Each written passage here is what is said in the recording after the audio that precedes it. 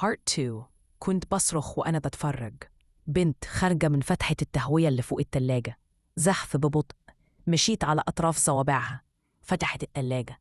أكلت لقيمات من أكلي. قعدت أتفرج حوالين المطبخ وبعدها رجعت دخلت نفس الفتحة.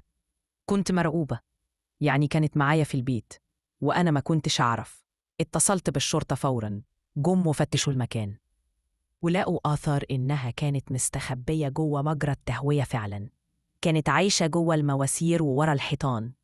عندها بطانية وعلبة تونة وحتى لبس قديم. قالوا لي إنها احتمال تكون مريضة نفسية. بس أنا كان عندي سؤال واحد. هي كانت داخلة وخارجة من إمتى؟ وكانت ناوية تعمل إيه لو ما شافتني؟ أنا سبت البيت بعدها بأيام.